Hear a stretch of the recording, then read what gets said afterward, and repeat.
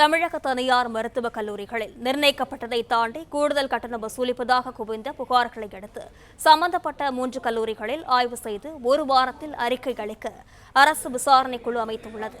விவரங்களுடன் செய்தியாளர் முனாஃப் இணைப்பில் இருக்கிறார். வணக்கம் முனாஃப், விவரங்களை பதிவு செய்யலாம். தமிழகத்தில் தனியார் மருத்துவக் கல்லூரிகளில் அரசு நிர்ணயித்த கட்டணத்தை காட்டிலும் கூடுதல் கட்டணம் வசூலிப்பதாகவும் கூடுதல் கட்டணம் வசூலிப்பது தொடர்பாக தமிழக முதலமைச்சர் தனிப்பிரிவுக்கு புகார்கள் குவிந்த வண்ணம் இருந்தனர். இந்த நிலையில தேசிய மருத்துவ ஆணையத்தின் உத்தரவின் அடிப்படையில 4 ஆண்டுகள் 6 மாதத்திற்கு மட்டுமே படிப்புக்கான கட்டணம் வசூலிக்கப்பட வேண்டும். பல்வேறு தனியார் கல்லூரிகள் 5 ஆண்டுகள் 6 மாதத்திற்கான கட்டணம் வசூலிக்கப்படுவதாக தமிழக முதலமைச்சரினுடைய தனி பிரிவுக்கு புகார்களும் குற்றச்சாட்டும் வந்திருக்கிறது. தனியார் மருத்துவக் கல்லூரிகளில் கட்டணம் வசூலிப்பது குறித்த ஆய்வு செய்ய குழுவானது அமைக்கப்பட்டிருக்கிறது.